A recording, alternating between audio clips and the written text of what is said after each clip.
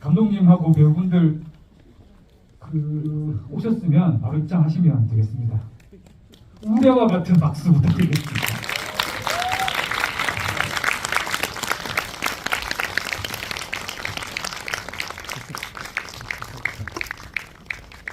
지금 그 배우분 6분 오셨는데요. 3분은 여러분들하고 같이 영화를 또 보셨어요. 앞으로 다 모시겠습니다.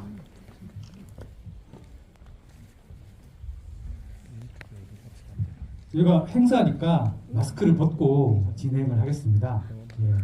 하지만 관객 여러분들은 마스크를 쓰고 봐주시면 고맙겠습니다.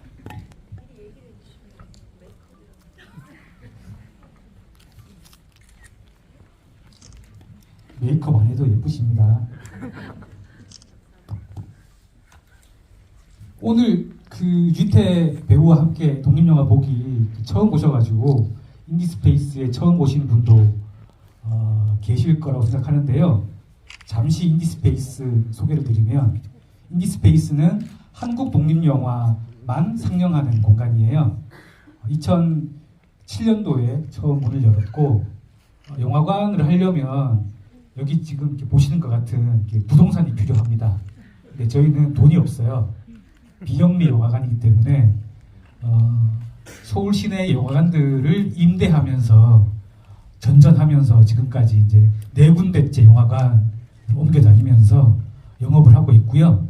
작년부터 작년 3월부터 롯데시네마 홍대 입구 1관을 임대해서 영업을 하고 있습니다. 유지태 배우님은 저희한테는 약간 좀 이렇게 명예관장 같은 느낌의 분이세요. 인디스페이스에 계속 관심 가져주시고 독립영화에도 관심 가져주시고 인디스페이스에서 독립영화를 계속 함께 보고 계신데, 저희가 이사 오고 오늘이 이제 3번째 진행되는 거라서 또 1년 사이에 이렇게 자주 국민 여러분들과 독립영화 본 행사를 하고 있는데요. 공개적으로 감사의 말씀 드립니다.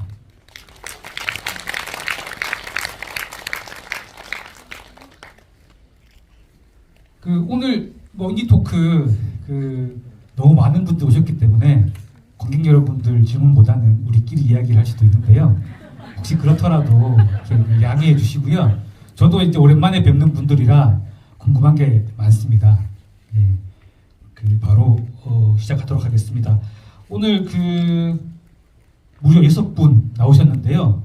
먼저 한 분씩 관객 여러분들께 인사 말씀 부탁드릴게요. 또 1월이기도 하니까 새해 덕담도 같이 이렇게 어우러가지고 해주시면 되겠습니다. 그러면 감독님부터 차례대로 자기소개와 인사 말씀 부탁드리겠습니다.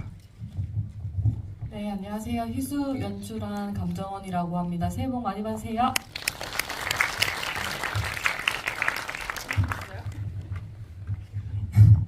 네, 안녕하세요. 저는 희수를 연기한 공민정이라고 합니다. 만나서 반갑습니다. 안녕하세요. 저는 희수에서 학선을 연기한 강빈우입니다. 만나서 반갑습니다.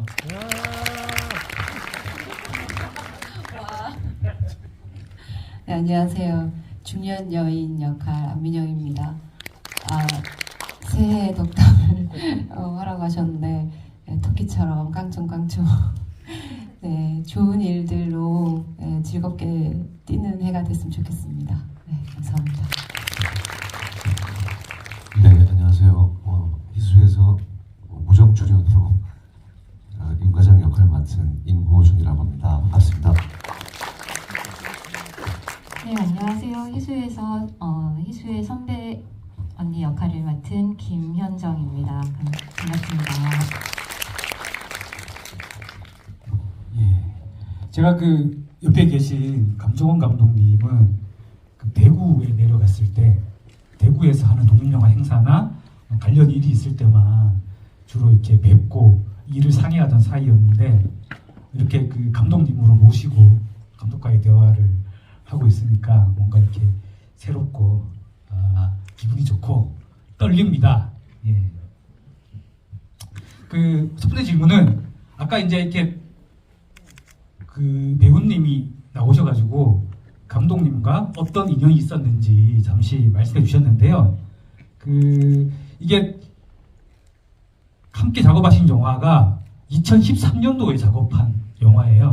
10년이 지난 그 영화인데 그때 함께 작업했던 그 연출부 스태프를 기억해서 이런 상영회를 연다는 게 이게 좀 이렇게 흔한 일은 아닌 것 같아요.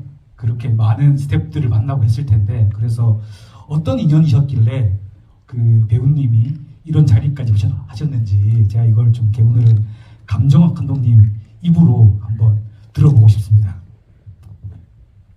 네, 제가 대구에서 독립영화 현장에서 이제 스텝을 하다가 이제 서울에 상경하고 처음으로 이제 상업영화 연출부 스텝을 했을 때 선배님 유지태 선배님을 만나 뵈었고 그때는 뭐 너무 바라보기만 해도 떨리는 그런 대선배님이셨는데 현장 내내 제가 나이로서 막내기도 했고 그리고 또 선배님과 생일이 같아가지고 그런 어떤 저는 굉장히 이제 우연이지만 인연이라고 그렇게 믿고 선배님 팬으로서 또 후배로서 그렇게 배웠던 기억이 있어서 선배님께 이제 서울에 상영이 있어서 시간이 혹시 되시면 보러 와주셨으면 좋겠다고 오랜만에 연락을 드렸는데 이렇게 마음을 써주셔가지고 사실 굉장히 감사하고 놀랐습니다. 정말 감사할 일이네요. 박수 한번 치고 넘어가도록 하겠습니다. 이게 오늘 이제 배우님들 오셨으니까 이렇게 배우님들 이야기를 더 들었으면 좋겠지만 일단 뭐 이렇게 할 건 해야 될 것 같아서 이게 감정원 감독님 첫 번째 장편 영화예요. 그 이전에 이제 흰세계라는 그 단편 영화가 이렇게 있었고 이게 첫 번째 장편 영화인데 첫 번째 영화를 내가 뭘 만들어야 되겠다는 정말 내가 하고 싶은 수많은 이야기 중에서 하나를 고르고 골라서 실현 가능한 걸로 하셨을 것 같습니다. 왜 내가 이 희수를 첫 번째 장편 영화로 작업을 하게 됐는지 그리고 왜 염색공장 노동자가 주인공인 이야기를 그 첫 번째 장편으로 하셨는지 먼저 이 이야기를 첫 번째 영화에 대한 이야기로 한번 들어보겠습니다.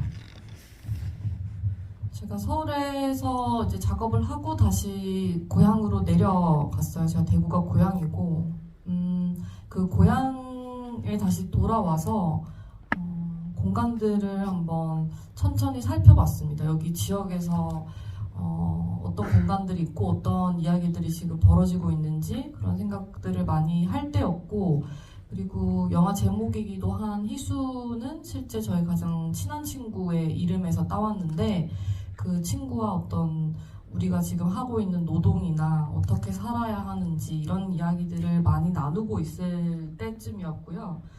그래서 제가 딱 30일 때 이 촬영을 했었는데 20대가 끝나고 이제 30으로 넘어갈 무렵에 저는 이제 영화를 오랫동안 뭐 스텝으로서나 뭐 작업을 해왔고 친구는 또 다른 노동을 또 열심히 하는 친구였고 우리가 이런 이야기를 한 번쯤은 하고 짚고 넘어갔으면 좋겠다라는 마음이 좀 컸었던 것 같아요. 그래서 그 영화 속에 등장하는 공장들, 염색공단은 대구의 가장 오래된 비산동 염색공단이라는 굉장히 이제 부지가 넓은 80년대까지 굉장히 흥했던 그런 공간인데 제가 대구에 살면서 한 번도 가보지는 못했었거든요. 그래서 되게 이질적이기도 하고 좀 낯설지만 내 고향에 굉장히 오랫동안 자리 잡고 있는 공간에서 벌어지는 나의 이야기, 너의 이야기, 우리들의 이야기를 좀 풀어보고 싶었습니다. 그 감독님이 이제 이 영화 관련돼서 여러 군데서 인터뷰를 하셨을 때 친구가 했던 이야기가 있잖아요. 저는 그 이야기가 정말 인상적이었는데 그 이야기를 제가 하긴 그러니까 그 좀 디테일한 이야기까지 한번 감독님 입으로 한번 더 들어보고 싶습니다. 그래서 친구가 굉장히 열심히 일을 하는 친구라서 사실 시간을 내서 같이 여행을 간 적이 거의 없었고 처음으로 아주 짧게 이제 부산에 기차를 타고 가는 길에 여러 이야기를 하다가 이렇게 일만 하다가 죽으면 되게 억울할 것 같은데 죽어서도 나는 일만 할 것 같아 라는 얘기를 하더라고요. 그래서 그 말이 저한테 굉장히 오랫동안 남아 있었고 죽어서도 일밖에 할 수 없는 청년들의 이야기를 시작하는데 그 친구의 이야기가 좀 시초가 되었던 것 같습니다. 저도 그 이야기가 정말 그 감독님을 통해서 들은 거지만 정말 가슴에 남는 이야기였는데요. TMI지만 제가 염색공장에서 일을 해봤습니다. 특히 이제 이 영화에서 강기루 배우의 역할이 이제 성서에 가서 일을 하자 이런 이야기 하시는데 제가 성서 군단에서 염색공장에서 일을 했었어요.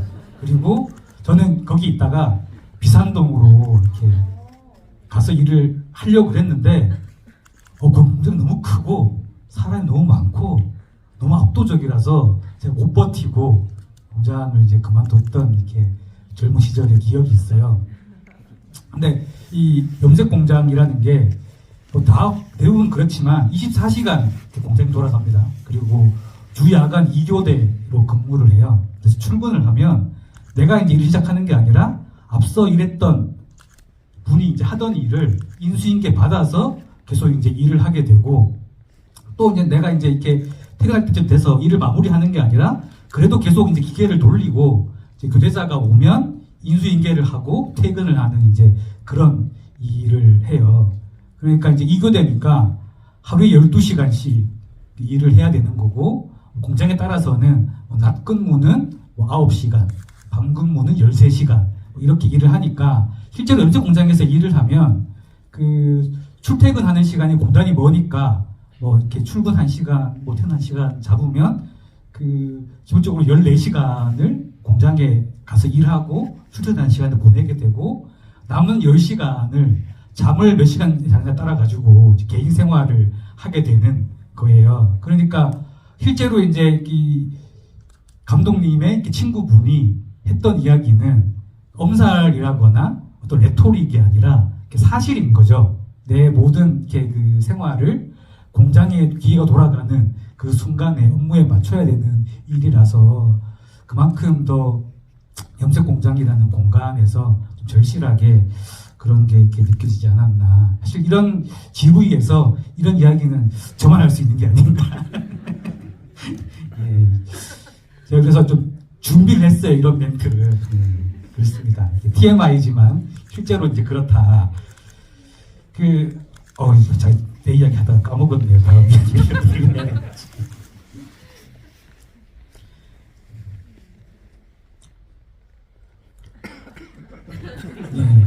제가 이렇게 그 20세기 때 이야기를 하다 보니까 너무 좀 감정이 격했네요. 제 이야기는 너무 길었는데, 아무튼, 이게 이제 뭐 오늘 배우분도 오셨으니까 이 배우분들이 어떻게 그 희수라는 영화에 같이 그 작업을 하게 되셨는지를 여쭤보려고 하는데요. 사실 뭐 희수에서 제일 중요한 사람은 손희수 씨입니다. 예, 이 역할을 누가 담당하게 되느냐가 어떻게 보면 이 영화에서 가장 중요한 일인데 여기 나와 계신 공민정 배우님이 희수라는 역할을 하셨어요. 왜 공민정 배우님이 이 역할을 맡으셔야 됐는가를 감독님 입에서 들으면 재미가 없으니까 공민정 배우님이 나는 왜 이 역할을 하게 됐는지 그 이야기를 좀 이렇게 제안을 받고 어떤 생각으로 희수라는 역을 하게 되셨는지 말씀을 좀 듣고 싶습니다. 우연이 있었어요. 우연이었고 제주도에 여행 갔다가 우연히 만났어요. 촬영 감독님이랑 전에 작업한 적이 있어서 지나가는 길에 촬영 감독님 이제 작업실 쪽에 갔는데 우연히 만났고, 근데 나중에 들었는데 감독님이 저 멀리서 걸어오는 제 모습이 그 희수 같았다고 그러시더라고요. 그래서 그날 자연스럽게 시나리오에 관한 이야기를 했고 피드백을 제가 드렸고, 근데 그냥 시나리오 어떠냐고 이렇게 물어보셔가지고 그거에 대한 얘기하고 집에 돌아갔는데 돌아가는 길이었나 다음 날이었나 아무튼 뭐 이렇게 같이 하면 좋을 것 같다 이렇게 얘기를 해서 같이 이렇게 하게 된 것 같아요. 이게 그 서울이나 뭐 이런 생활권에서 얘기를 했으면 뭐 안 될 수도 있지 않았을까? 근데 오히려 이 제주도니까 좀 이렇게 사람이 좀 더 여행을 가면 좀 풀어지잖아요. 그래서 이 여행을 못 갔던 친구가 여행을 떠나는 이야기라 감독 저 배우님이 마음이 동한 게 아닌가 이런 이제 관심법을 한번 되게 오래전이었어요. 이게 한 4년 5년 전 아니에요? 4년 전에 만났고 바로 찍은 영화고 4년 전에 저는 백수였어요. 일이 없어 작업 물론 뭐 일이 없다고 물론 선택한 건 아니지만 너무 작업이 절실했고 근데 마침 너무 좋은 대본을 보고 시나리오 받아서 안 할 이유가 전혀 없었어요. 여기서 말하는 촬영 감독님은 최창관 감독님이라고 그 내가 사는 세상 등의 그 독립장편 영화를 만드셨던 그 대구 출신의 감독님이 또 계십니다. 예. 그분의 작업실에서 모든 일이 시작이 된 거군요. 그러면 그 배우가 첫 번째 캐스팅 하신 배우가 공민정 배우님이세요? 그러면 강기루 배우님은 왜 또 이 영화에 나오게 되셨는지 또 물어봐야 될 차례인데요. 이번 감독님한테 여쭤볼게요. 강기루 배우님은 어떤 생각으로 이렇게 캐스팅 제안을 하신 건지. 방금 말씀해주신 것처럼 제주도에서 우연히 공민정 배우님을 만나 뵈었고 또 공민정 배우님이 함께 해주시기로 한 이후에 그 상대 배우, 그러니까 희수와 어떤 연인이자 가장 오랜 동료와 같은 친구의 역할로 굉장히 자연스럽게 떠올랐던 것 같아요. 오랜 고민을 하지 않았고 자연스럽게 떠올랐고 말씀을 드렸고 네 동의를 해주셔서 네 함께 하게 됐습니다. 이렇게만 들으면 정말 뭐 일이 간단하게 벌어진 것처럼 이렇게 이제 소설이 되는데 배우님 입장에서 그러면 이 제안을 받았을 때 내가 이 학생 역할을 해야 되겠다라고 이제 결심하게 되신 그 동기나 배경이 있었다면 무엇일지 좀 들려주세요. 사실 뭐 감독님이 말씀하신 게 다긴 한데 저 같은 경우는 저기 반대로 서울 한복판에서 저희 집 근처 그 현상소라는 지금 없어진 카페에서 대본을 주셨고 원래도 최찬원 감독님이랑도 그 전에 작품을 했었고 감독 감독 알고 있었고 또 주인공이 민정이가 한다는 얘기를 듣고 안 할 이유가 없다 이런 생각을 했고 저 역시도 굉장히 한가했기 때문에 뭐 솔직히 말씀드리면 물론 작품을 물론 시간이 많아서 한 건 전혀 아니고요. 절대 아니고요. 이제 그 어떤 솔직히 작업이라는 것이 좀 절실했죠. 그 당시에도 특히나 이렇게 제가 좋아하는 사람들과 작업을 한다는 기회는 쉽게 오는 게 아니기 때문에 그 자체만으로도 좋은 시간이 될 거고 또 그래서 작품도 더 잘 나올 것 같았어요. 그래서 선택을 했는데 물론 당연히 글도 좋았습니다. 네. 예, 뭐 이런 자리에서 글은 별로였다 뭐 이런 이야기를 할 수는 없는 거니까 물론 뭐 글이 별로라는 얘기는 아니고 예, 쓸데없는 이야기였군요. 그 사실 뭐 그 이 두 배우님은 인디스페이스에 오시는 분이면 정말 자주 인디스페이스에서 뵐 수 있는 분이기도 한데 사실 뭐 안민영 배우님도 인디스페이스에서 정말 자주 극장에서 영화로 뵐 수 있는 분입니다. 오늘 뵈서 너무 반가운데요. 또 이제 어떤 계기로 이 작업을 참여하셨는지 이 이야기를 들어보겠습니다. 제가 할까요? 네. 네, 감독님이 이제 희수라는 작품을 하기 위해서 이제 우리 희수랑 또 이제 기루를 캐스팅하고 나서 그 다음 이제 역들이죠. 이제 만나러 서울로 오셔가지고 저는 그날 만나는 날 그 김필 배우랑 같이 만났어요. 김필 배우가 하고 있는 공연장에서 같이 만나서 거의 이제 공연 보고 이제 술자리 하면서 일사천리로 앞으로 있을 미래까지 저희가 한 며칠 동안 앞으로 이제 늙어 죽을 때까지 할 수 있는 작품에 대해서 얘기를 많이 나눴던 것 같고 그런 장밋빛 미래를 꿈꾸면서 흔쾌히 하겠다고 했습니다. 역할도 사실 너무 좋았고 그때는 저는 구체적인 그 희수에게 있어서 엄마가 극 중에 없잖아요. 할머니만 계신 설정인데 친구 나이가 다른 친구로 만났지만 엄마 같은 역할이다. 네, 얼마든지 그리고 또 국민정 배우랑도 작업을 몇 번 했던 사이였고, 그리고 또 이렇게 되게 뭔가 그 감독님이 주는 에너지가 너무 좋았어요. 너무 좋았고 촬영 때 제가 이거 에피소드인데 촬영 때 가끔 촬영하다 밖에 나와서 둘이 서 있는 거 보면 희수가 두 명이 서 있는 느낌을 받았거든요. 그때 머리 스타일이 둘이 똑같았어요. 지금 저 감독님 머리처럼 희수가 두 명이 서 있다. 계속 그 생각을 했었어요. 그리고 그 주변 스태프들하고도 얘기를 나눴는데 그런 분위기들, 기분들이 되게 좋았던 것 같아요. 예, 그 에피소드까지 감사드립니다. 100점 더 드릴게요. 이어서 이모준 배우님 임과장 역할로 나오셨는데 어떻게 캐스팅 되셨는지는 감독님한테 여쭤보는 걸로 하겠습니다. 네, 이모준 배우님은 제가 대구에서 20살 때부터 작업을 처음 시작하면서부터 봐왔던 배우님이셨고 또 정말 치열하고 많이 즐겁게 열심히 작업을 하셨던 배우님으로 저한테는 계속 남아 있었었는데 선배님과 첫 장편을 하게 된다면 꼭 함께 하고 싶다라는 생각을 했었고 선배님이 당시에는 서울에 계셨는데 말씀을 드렸었어요. 그래서 이모준 배우님께서도 또 동의를 해주셔가지고 함께 하게 됐어요. 정말 잠깐 나오시잖아요. 예, 캐스팅 제안을 받고 역할이 이거밖에 없나? 이런 생각을 하셨는지 이 역할을 그 역할을 딱 제안을 하신 건가요? 네, 저 되게 정확하게 보신 것 같아요.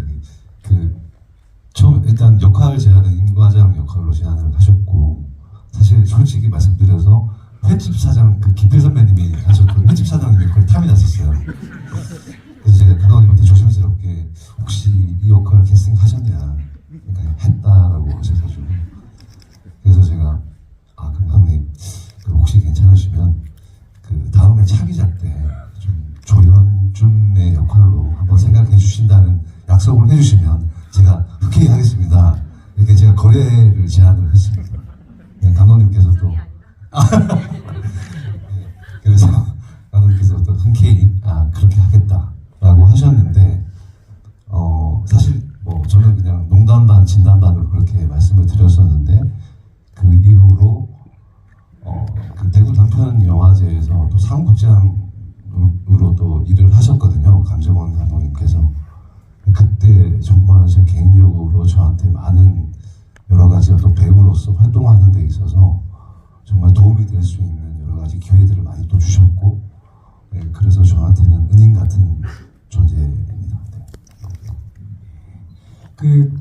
이모준 배우님이 안 나오셨으면 좀 섭섭했을 것 같아요. 이게 대구 지역에서 만들어진 지역 독립 영화인데 뭔가 이렇게 지역을 대표하는 얼굴이 한 번쯤 좀 나와줘야 그래도 우리가 대구에서 만든 영화를 봤다 이런 기분이 들 텐데 다행히 이제 그런 기분을 아는 사람한테만은 강하게 이렇게 심어주신 게 아닌가 싶습니다.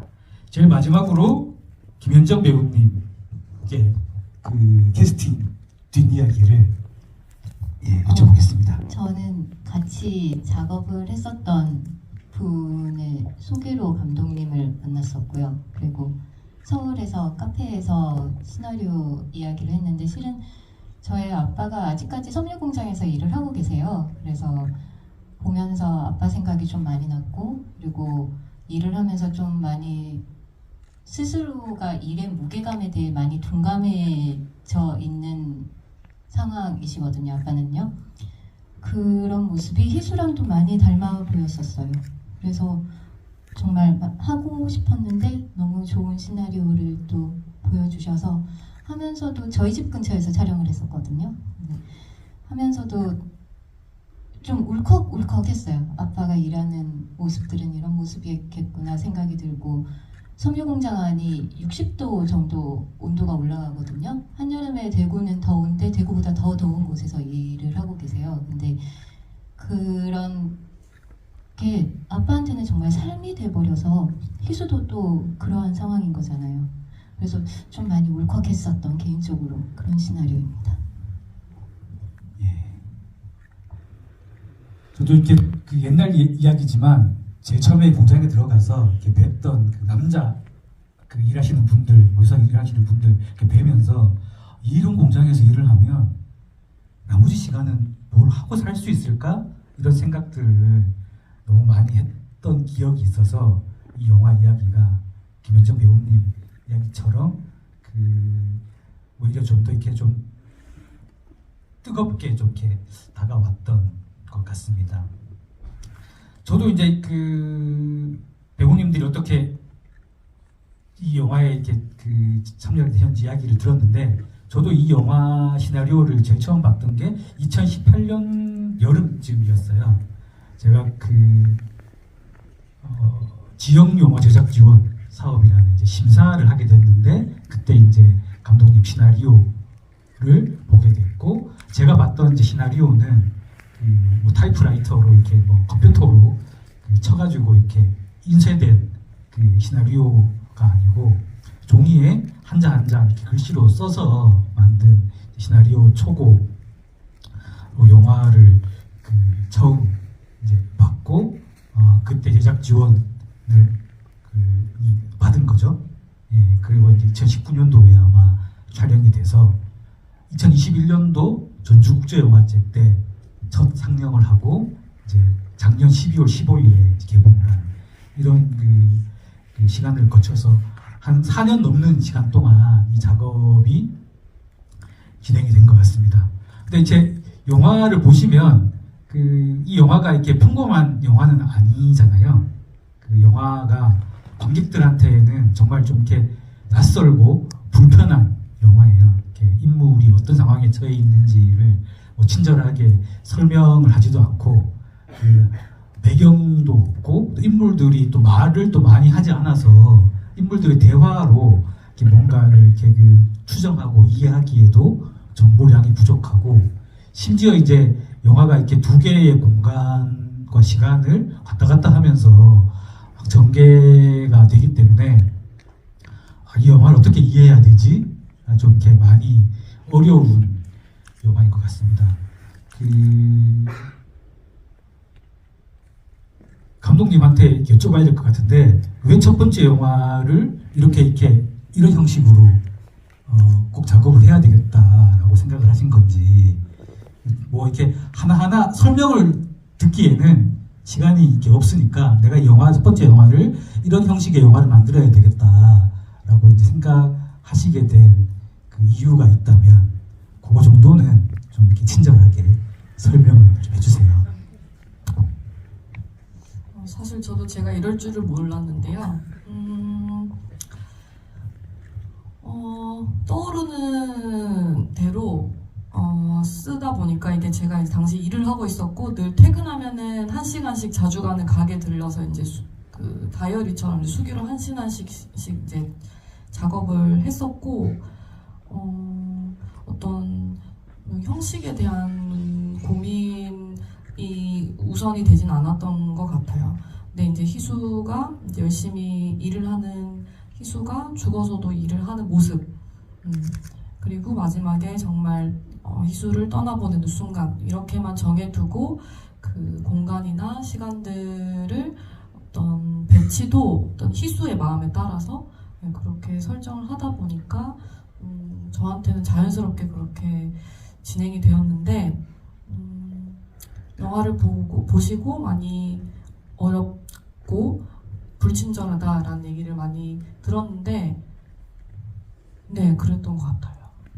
네, 말씀하신 대로 이게 뭐 희수라는 인물의 마음이 흐르는 이야기라면 당연히 우리가 사람을 처음 만나면 그 사람을 한 번에 알 수는 없는 거니까 그 마음을 이해하는 데는 사실 시간이 걸리고 또 이해를 못할 수도 있는 거니까 여러분들이 이제 희수의 마음의 이 흐름을 쭉 이렇게 75분 동안 보셨는데 이해를 못하시는 건 당연할 수 있다. 이런 이제 그 좀 안심된 마음을 가지고 돌아가셨다가 나중에 영화가 궁금하면 다시 한 번 더 이렇게 보시고 그러면 좋을 것 같습니다. 이 영화에 사실 이렇게 인물만큼 중요한 게 저는 공간이라고 생각을 하는데요. 대구라는 공간은 감독님이 사시는 공간이고 이 영화를 처음에 이제 왜 만드셨는지 설명을 하실 때 어느 정도 이제 대구라는 공간에 대해서는 해명이 됐는데 묵호라는 공간은 갑자기 왜 여행지로 선택이 된 건지 그리고 거기 역이 하나 나오잖아요. 도경리역은 왜 거기에서 그 텐트를 치고 희수가 거기에 이렇게 머물고 있는지 그 이야기는 우리가 이제 그 묵호한테 물어볼 수는 없으니까 감독님이 좀 대신 설명을 좀 해주세요. 사실 대구에서 강원도 묵호를 가려면 차로 이동을 하거나 기차 무궁화호로 5시간 이상을 가야 하는데 그 거리감이 사실 꽤나 멀어요. 그리고 희수처럼 이렇게 매일매일 일을 하는 친구한테는 특히나 가장 본인이 갈 수 있는 먼 곳이라고 생각을 했을 것 같아요. 그런데 그 강원도 안에서 이제 또 묵호라는 지역은 그 묵호라는 어떤 지명의 유래가 이제 검은 새들이 몰려오는 곳이라는 뜻이 있다고 해서 그것이 희수가 죽음 이후에 갈 수 있는 곳과 좀 잘 어울린다는 생각을 했었고 또 그 지역을 처음 알게 된 거는 유지태 선배님께서 출연한 봄날은 간다의 또 로케이션이라고 알고 있었어요. 그래서 그 공간에 실제로 저도 가보지는 못했으나 희수를 통해서 저도 여행하는 마음으로 로케이션 헌팅을 갔고 이 멀리까지 희수가 여행을 하는 모습을 좀 꼭 영화를 통해 보여주고 싶다는 생각을 했었습니다. 도경리역은 뭐 특별히 이렇게 헌팅된 이유가 있는 건가요? 네. 그 묵호라는 지역이 먼저 결정이 되고 그 안에 그러니까 기차가 지나다니고 역에 이제 잠깐 정차하기도 하는데 그 도경리역은 이제 사람이 다니지 않는 역사였고 그곳에 희수가 머문다는 것이 좀 저한테는 판타지스럽기도 하고 죽음 이후이기 때문에 좀 불안해 보이기도 하고 그런 장소여서 선택을 했던 것 같아요. TMI인데요. 도경리역은 폐역이 아니에요. 실제로 이제 그 운영이 되고 있는 역이고요. 이 역이 1940년도에 처음 문을 연 일제강점기 때 문을 연 역입니다. 영동선에서 제일 오래된 역이라고 하고요. 지금은 이제 화물이나 그 여행객들을 이렇게 취급하지 않는 역이고 그 역의 역할은 영동선이 단선이에요. 그러면 이제 상행 열차랑 하행 열차가 그 어디서인가에서는 이제 교차가 되는 장소가 필요하잖아요.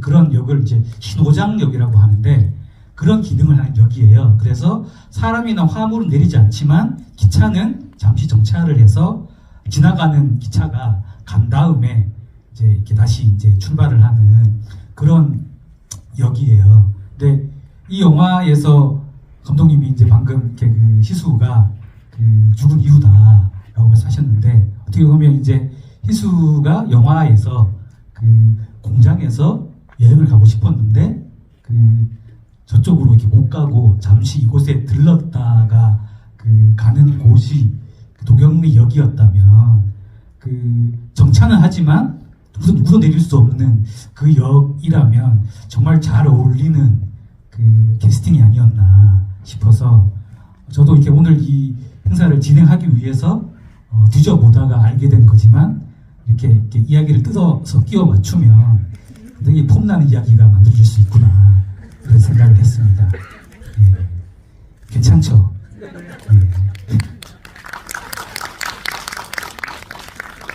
자, 다시 영화 이야기로 넘어가서 제 이렇게 지리 이야기는 끝이고요. 아, 그리고 하나 더 있는데 도경역에서 횟집까지는 걸어서 4시간 정도 걸린다고 합니다. 이제 카카오맵에서 한번 재봤어요. 그러면 이제 다시 배우님들한테 그 질문을 드리겠습니다. 먼저 고민정 배우님, 희수라는 역할이 연기하기가 그렇게 쉬워 보이지는 않는다라는 생각이 저는 들었어요. 저는 이게 배우가 아니기 때문에 어떤 역할을 하는데 뭐 쉽고 어려운 게 뭐 있을 수 있는지 없는지 잘 모릅니다만, 이렇게 그 많은 것들이 설명이 안 된 그 인물 같은 경우에는 배우가 그 인물을 다 구현을 해야 되는 작업이라서 그런 의미에서 쉽지 않은 역할일 수도 있다고 생각을 하는데, 희수를 연기하실 때 어떤 마음으로 그 희수를 연기했는지 그 이야기를 좀 들려주세요. 대본 시나리오에 정확한 대사나 뭐 어떤 행동이나 구체적으로 나와 있기보다는 한편의 소설을 읽은 듯한 느낌이 있었고, 채워가야 할 부분이 많았어요.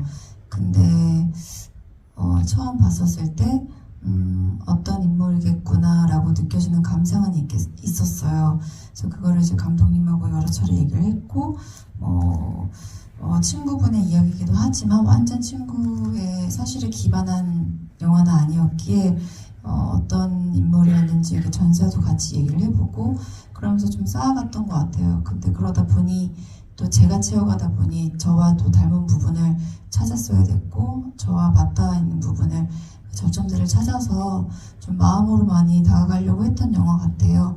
그래서 대사가 없었기 때문에 말이 없잖아요.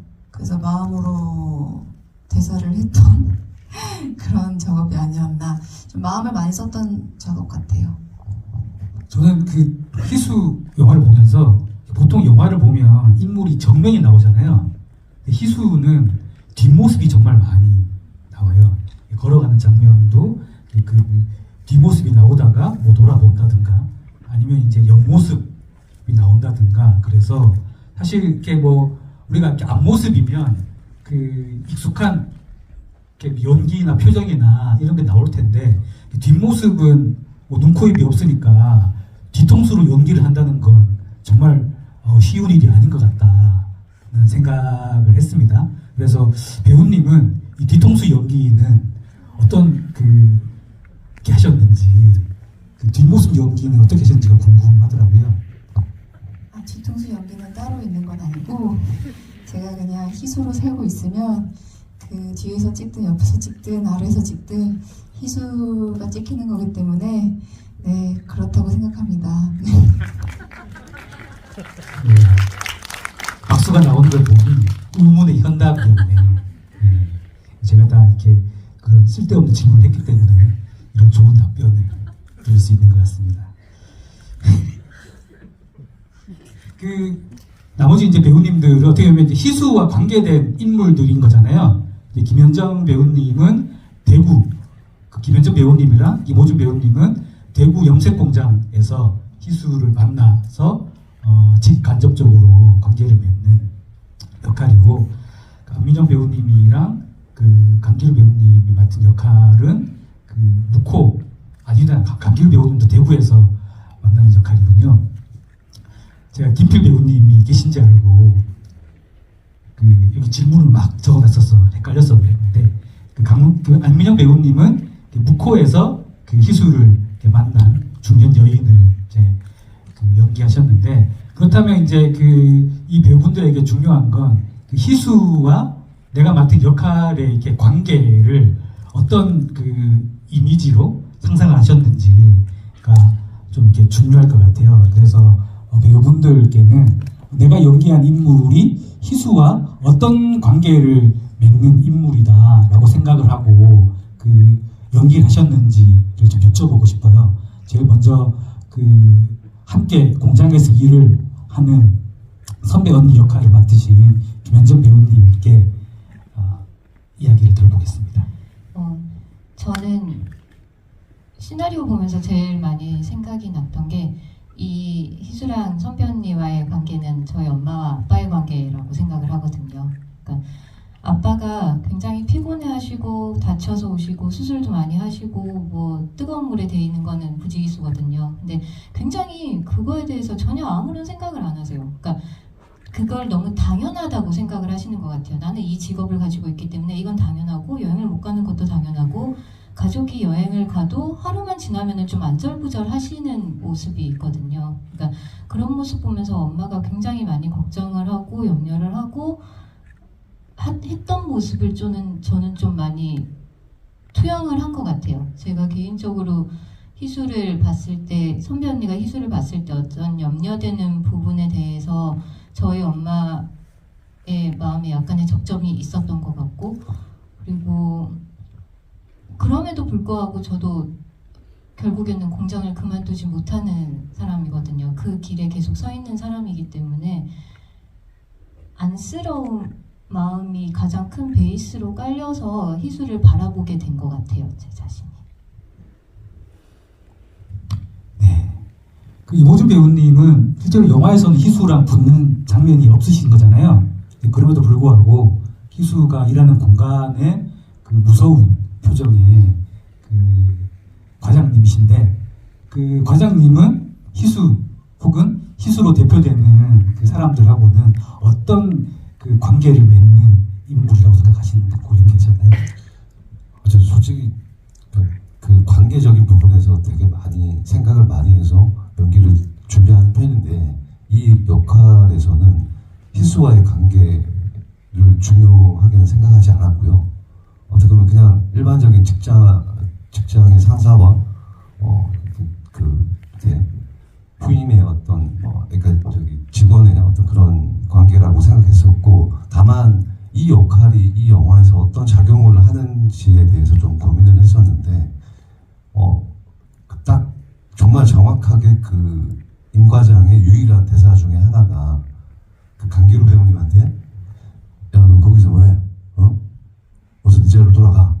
이런 대사가 있는데, 그 대사가 저는 이 영화의 어쩌면 주제일 수도 있지 않을까? 이렇게 생각도 해봤었어요.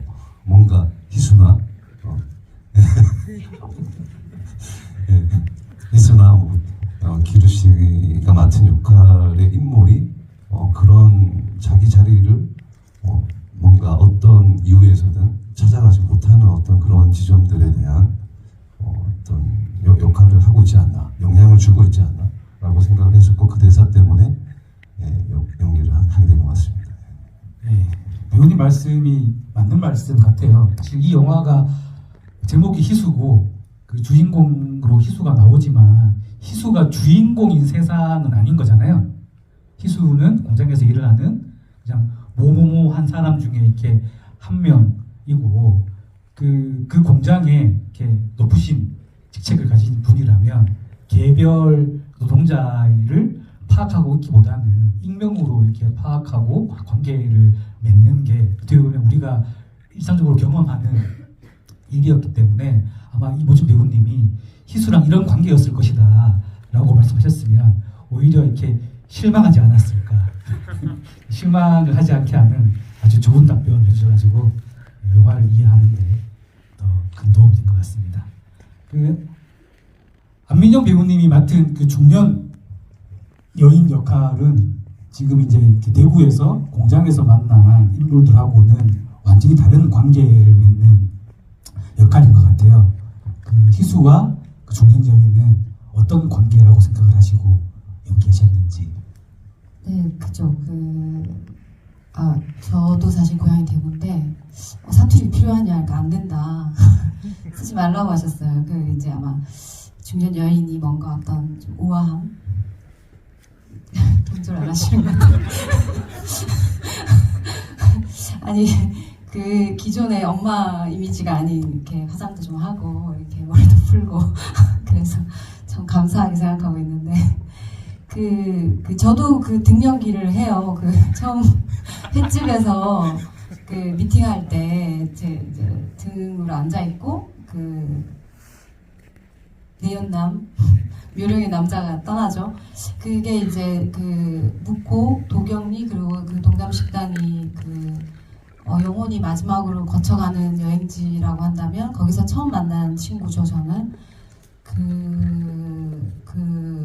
아마 설정이 동반 자살을 했는데 남자가 떠나간 걸로 봐서는 중간에 배신을 때렸나? 뭐 이런 설정을 생각할 수 있는데 그래서 혼자 남겨져서 좌절하는 이 여인에게 이렇게 다가오는 희수에게 자기 얘기를 다 이렇게 풀어놓죠. 친구처럼 풀고 그 감독님은 그 엄마로서 뭔가 위로해주는 그런 역할 얘기를 해주셨는데 그 무성통곡이라는 시를 읽어줄 때 그 내용이 다 있는 것 같아요. 거기서 그 내용이 뭔가 희수를 위로하고 또 자기 자신도 위로하는 그런 내용이 아니었나. 네, 서로 이제 떠나가는 영혼들끼리 뭔가 친구처럼 위로해주고 떠난 인물이 아니었나 이렇게 생각했습니다. 네. 예. 그 두 인물이 이렇게 붙는 장면들이 이제 꽤 많은데 저는 그 장면들이 이렇게 배우님이 말씀하신 그런 그 장면이기도 하고 희수도 그 장면에서 그 여행이라는 걸 가서 이렇게 내가 누군가를 만나서 대화를 하면서 어떤 그 심상이나 뭔가를 공유하고 스스로가 성장해가는 성장이라는 게 이렇게 뭐 살아있는 사람한테만 쓰는 말이라서 그렇긴 하지만 내가 무언가 이렇게 아쉽지 않게 이렇게 변화해가는 그 과정을 공유하는 인물이라는 점에서 영화에서 좀 이렇게 중요한 역할이지 않았나 싶습니다. 무엇보다 그 제일 중요한 역할이 희수에게는 학선인 것 같아요. 강기루 배우님은 학선이라는 인물이 희수에게 어떤 인물이라고 생각하고 연기를 하셨는지 궁금합니다. 영화의 학선이 희수에게 그 닭가슴을 준다든지 아니면은 귤을 나눠 먹는 모습이라든지 이런 마치 연애를 시작한 지 얼마 안 된 것 같은 그 푸릇한 장면들도 있는데 제가 생각한 이 둘은 아니죠. 학선의 입장에선 그 어떤 연인 이상의 관계나 그 다음을 생각했던 것 같아요. 어쩔 수 없이 그 경제적인 것들을 생각하면 부담이 안 들 수 없고 한편 여행도 하고 싶지만 현실적인 생각들을 했어야 하는 그런 책임감이랄까요? 그런 것들이 있는 인물이고 그런 관계라고 생각을 했고 그래서 더욱더 희수가 죽고 나서 그 여행을 가지 못한 거에 대한 미안함과 후회로 희수의 그런 그 학선이 그 희수가 여행을 갔다면 이렇게 갔을 것이다 하고 대신 여행을 해주는 그런 마음 같거든요. 예, 그런 관계라고 생각했습니다. 예. 말씀하신 대로 봄날에 학선이 이렇게 그 여행을 이제 떠나고 묵호에 횟집에 가고 묵호에 도착하고 이런 장면들이 이제 가면 이제 그 이전까지 이렇게 다르게 이렇게 화면이 좀 화사해지면서 그리고 그 이후에 희수가 웃으면서 웃는 건가요? 아무튼 여기에서 마지막 표정을 짓는 장면으로 이어지게 하는 그 장면들을 만드는데 그 감정들을 쌓아가는데 학선이라는 인물이 중요한 역할을 하고 있구나. 저도 영화를 보면서 그런 생각을 했습니다. 예, 이 영화가 독립영화이기도 하지만 또 이렇게 대구라는 지역에서 만들어진 지역 독립영화이기도 해요.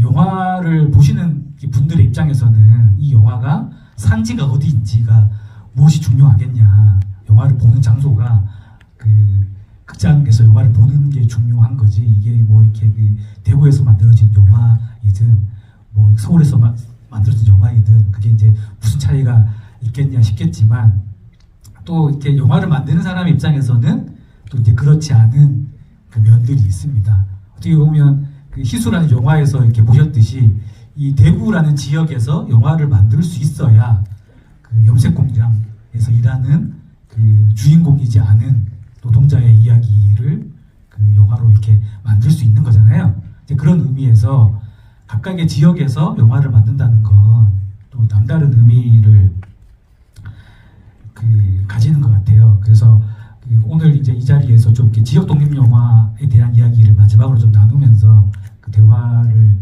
그 정리하려고 하는데요. 감독님은 이렇게 특히 지역에서는 뭐 독립 영화를 만드는 것도 힘들지만 그 지역에서 독립 영화를 만드는 건 더 힘든 일입니다. 그 뭐 지역에 있는 사람들끼리 영화를 찍으면 상관이 없지만 이렇게 배우분들을 모시고 영화를 찍어야 되면 많은 사람들이 이 지역에 모여야 되고 뭐 촬영은 대구에서 이렇게 하지만 그 후반 작업 같은 경우에 그 옛날에는 뭐 현상, 녹음 이런 걸 다 이렇게 그 서울에 가서 이렇게 했어야 돼서 더 지역에서 영화를 만드는 게 힘들었지만 지금은 이제 그나마 디지털 시대이기 때문에 많은 부분이 이제 지역에서 해결된다고 하더라도 여전히 이제 그 내가 사는 지역에서 모든 영화 작업을 할 수 있는 게 아니라서 더 어려운 건 사실인데 감독님은 이제 지역에서 계속 영화 작업을 하시고 대구 경북 독립영화협회 사부국에서 일도 하시고 대구 단편영화제라는 이제 지역을 대표하는 영화제에서 일도 하시고 그런 활동을 꾸준히 해오셨어요. 감독님한테 이렇게 지역에서 영화를 만든다는 건 어떤 의미를 가지는 건지 이 이야기를 좀 이렇게 듣고 관객분들하고 좀 이렇게 공감하는 시간을 가졌으면 좋겠습니다. 네, 저는 뭐 대구든 서울이든 어느 지역이든 어디에서든 누구나 영화를 만들 수 있었으면 좋겠다라는 마음으로 지역에서 이제 작업 외에 어떤 그런 활동들을 계속 이어나가고 있고요. 그래서 뭐 나는 꼭 계속 대구에서 영화를 찍어야지 이렇게 어떤 지역을 저 스스로한테 이렇게 강요하는 건 아닌데 자연스럽게 내가 잘 아는 공간들 조금 더 들여다보고 싶은 공간에서 작업을 하고 있는 것 같고 누구나 어디에서든 좀 작업을 할 수 있으면 좋겠다라는 네, 그 한 가지 생각으로 계속 지속하고 있는 것 같습니다. 그 개봉하는 독립 영화들 보시면 최근에는 이제 지역색이 이렇게 좀 더 이렇게 많이 두드러지는 영화들이 이렇게 많이 만들어지고 있어요. 뭐 2020년도 같은 경우에 나는 모리 같은 영화는 강원도 강릉에서 만들어진 영화고 또 부산에서 많은 독립 영화들이 만들어지고 있기도 하고 최선의 삶 같은 영화는 아닌가? 제목이 헷갈리네요.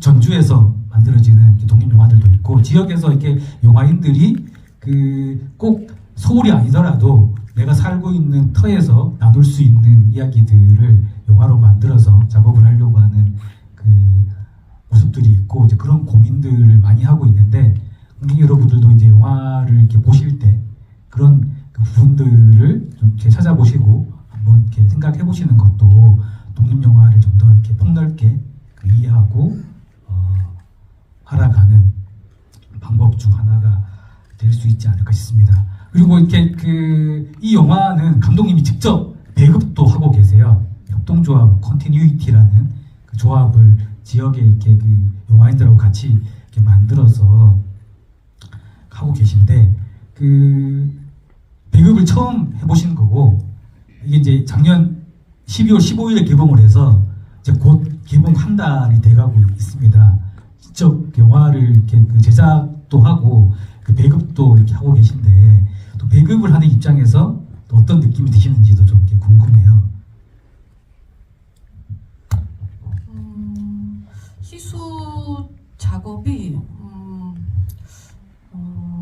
희수 작업을 하고 나서 좀 배급의 과정도 끝까지 한번 같이 가고 싶었던 것 같아요. 네, 배급이 굉장히 어렵고 관객분들을 이렇게 만난다는 게 정말 어려운 일이구나라는 걸 깨달으면서 다음에는 어떻게 할지는 잘 모르겠는데 네, 희수란 작업만큼은 끝까지 이렇게 완전히 인해서 함께 관객들을 만나고 싶다라는 마음으로 직접 이제 지역에서 활동하는 동료들하고 시작을 했고요. 앞으로 또 지역에서 영화들이 많이 만들어지고 있기 때문에 그런 영화들도 한번 직접 배급을 해보려고 합니다. 그 독립영화는 만드는 것도 힘들지만 만들고 나서 관객들을 만나는 게 더 힘든 일인 것 같아요. 그 독립영화를 한다는 건 가끔씩 이제 이렇게 뭐 아파트나 어디 이렇게 주택가 근처에 배추 같은 거 이렇게 트럭에 실어가지고 직접 와서 파시는 분들 있잖아요. 내가 생산한 배추를 아무도 안 사가서 내 트럭에 담고 가서 직접 파는 분들을 보면 독립영화 감독이 배급한다는 건 그런 배추 트럭을 몰고 다니면서 내 배추를 파는 일과 같은 일이구나라는 생각을 합니다. 그러면서 소비자를 만나고 관객들을 만나면서 내가 계속 작업을 할 수 있을까 이런 생각들을 하고 어렵지만 미래를 만들어가는 일일 텐데요. 사실 뭐 독립영화를 만드는 것도 어렵지만 독립영화를 보는 것도 그만큼 쉬운 일이 아니에요. 극장은 매번 열려 있는 것 같지만 내가 보고 싶은 시간에 내가 사는 지역에 그 영화가 있는 것도 아니고 상영한다고 하더라도 내가 볼 수 있는 시간에 또 하는 것도 아니라서 독립영화를 보시는 분들도 정말 힘들게 독립영화를 보고 있는 거다. 그래서 우리가 이렇게 힘든 그 과정에서 오늘 이렇게 100분이 넘는 분들과 함께 만나서 영화를 같이 보고 있다니 이렇게 최근에 힘이 나는 순간이 있을 수가 없습니다. 그래서 감사드리고요. 같이 박수 한번 치고 대충 이 자리를 정리하겠습니다. 마지막으로 이제 배우분들 관객분들께 인사 말씀 해주시고 자리를 정리하겠습니다. 김현정 배우님부터 차례대로 관객분들께 인사 말씀 해주시고 혹시 이 자리에서 내가 올해 선보일 영화가 있다 그러면 미리 연초에 홍보 말씀도 해주시면 좋겠습니다. 오늘 날씨가 따뜻해졌다고는 하지만 비가 와서 아직도 쌀쌀한 날씨인데 이렇게 많은 분들 와주셔서 희수를 봐주시고 함께 공감해주시고 그리고 집이까지 함께 이야기 들어주셔서 정말 감사합니다. 희수가 우리 주변에도 정말 많이 있는 실제 하는 친구거든요. 그러니까 주변에서 누군가가 갈팡질팡하고 있다면 송편이처럼 한 번쯤은 위로의 말을 건네주는 올해가 되었으면 또 좋겠고요. 그리고 개인적으로 올해 임승현 감독님의 물비늘이라는 작품이 개봉을 합니다. 아마 하반기에 개봉을 할 것 같은데요. 그 작품에도 많은 관심 부탁드립니다. 감사합니다. 네, 저는 3월에서 한 5월 사이에 여기 계신 강기훈 배우님하고 같이 또 작품을 하나 하게 되는 게 있어서 되게 개인적으로 되게 영광스럽게 생각하고 있고요. 그리고 내일 밤에 눈이 엄청 많이 온대요. 한 3cm 정도 쌓이는 눈인가? 어쨌든 폭설이 내린다고 하니까 대비 잘 하시고요. 빗방길 조심해서 잘 돌아가시기 바랍니다. 감사합니다. 네, 고생 많이 하셨어요. 일기예보까지 들었네요. 네. 저도 대구 출신이고 지금 물론 살고 있는 건 서울이고 또 이렇게 독립영화로 여러분들을 만나고 있지만 많이 힘듭니다, 진짜. 근데 여기 오신 분들은 또 알아서 많이 봐주시는 분들이라고 알고 있고 너무 감사하고 이런 날도 오셔서 너무 또 이렇게 자리 끝까지 해주셔서 너무 감사하고 또 좋은 작품으로 또 자주자주 만나 뵙겠습니다. 간에 두루두루 평안하시고 행복하시고 건강하세요. 감사합니다.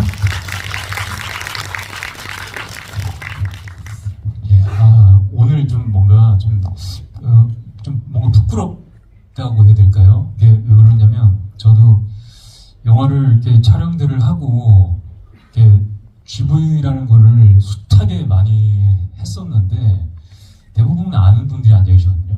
근데 오늘은 이제 뭔가 이 독립예술 영화를 처음 보시거나 그런 분들이 좀 많은 것 같아서 이 제 눈에 보이는 이 광경들이 좀 낯설고 제 처음으로 GV 했던 때가 생각나기도 하고 그렇습니다. 선배님 덕분에 오늘 많은 분들을 독립예술 영화로 좀 이렇게 모셔온 것 같아서 정말 개인적으로 기쁘고 자리해 주신 거 감사드리고요. 저는 저기 감독님도 형술 감독님 앉아 계시지만 그 다음 달에 개봉하는 영화가 있는데요. 제목이 어렵습니다. 잘 들어주세요. 어쩌면 우린 헤어졌는지 모른다. 헤어졌는지도 모른단가? 어쩌면 우린 헤어졌는지 모른다. 예. 그건 나중에 보시고 그 이동희 정은채 배우가 주연인 영화이고요. 다음 달에 개봉을 합니다. 많은 관심 부탁드리고 오늘 자리해 주셔서 감사드립니다. 고맙습니다. 네, 정말 너무 죄송하고 너무 감사드려요. 독립영화 정말 처음 접하시는 분들도 많으실 텐데 이렇게 오랜 시간, 긴 시간 자리 지켜주신다는 게 얼마나 마음을 많이 쓰신 건지 잘 알고 있어요. 너무너무 감사드리고요. 그래도 오늘 오신 김에 마음속에 작은 거 하나라도 안고 가셨으면 제가 너무너무 좋을 것 같아요. 너무 감사합니다. 고생 많으셨고 다음에 또 독립영화 보실 기회 있으면 또 찾아주세요. 재밌는 독립영화도 많아요.